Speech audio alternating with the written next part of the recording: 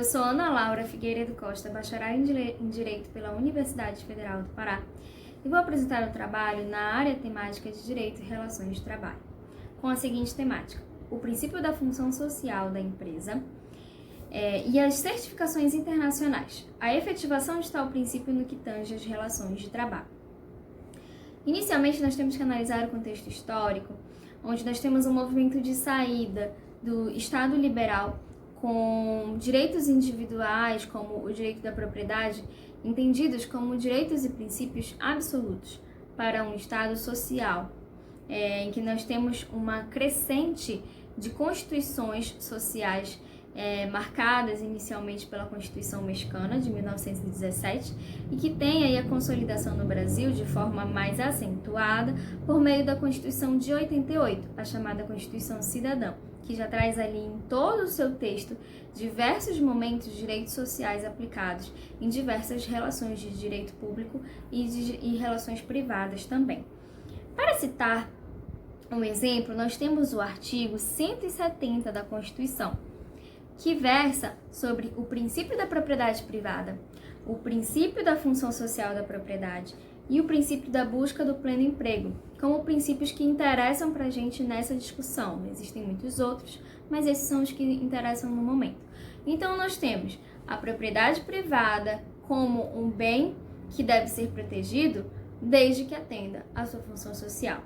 E a busca pelo pleno emprego, ali dentro da balança, de forma equilibrada e não se sobrepor a nenhum desses princípios. Por que falamos da propriedade privada?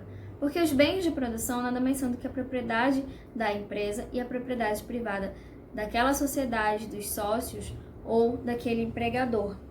E o Código Civil traz a figura do empresário como sendo aquele que exerce atividade econômica que visa o lucro e que atende ali aos interesses do sócio.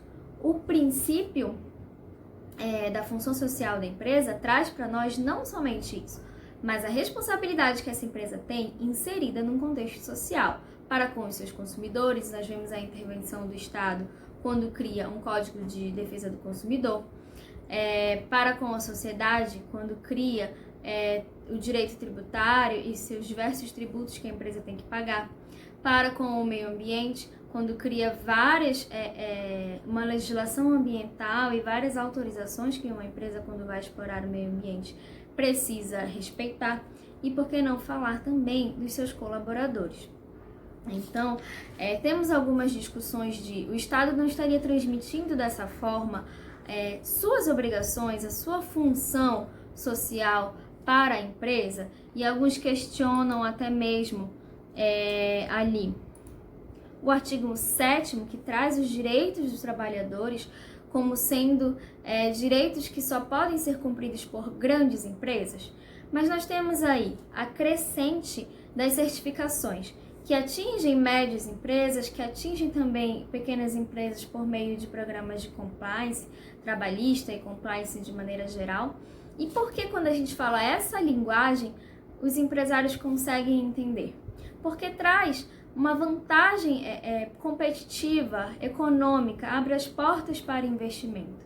Mas quando nós vamos analisar os critérios das certificações e comparar com a jurisprudência e com as normas trabalhistas, eles não divergem entre si. E nós temos, como exemplo, Great Place to Work e indicadores da Ethos de responsabilidade social, que vem falar de uma forma, eu diria particularmente, um pouco mais tímida, mas temos outras certificações que trazem, por meio de auditorias, alguns critérios mais severos, que nada mais são do que a aplicação da norma já vigente no Brasil. São critérios internacionais, mas de aplicação de normas vigentes no Brasil.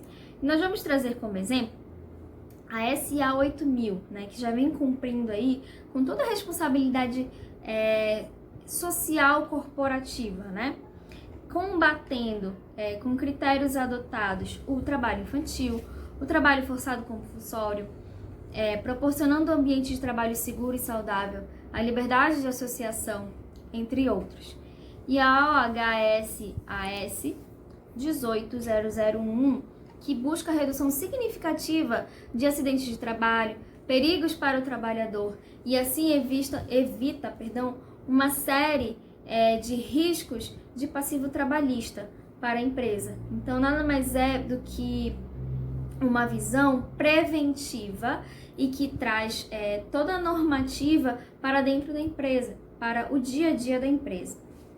E aí nós perguntamos, uma empresa que consegue responder a todos os critérios das certificações, critérios internacionais de certificações, e que junto a ele também se aplica certificações ISOs de qualidade, referentes ao meio ambiente, referentes à responsabilidade social, essa empresa ela não está atendendo propriamente dita o princípio da função social da empresa?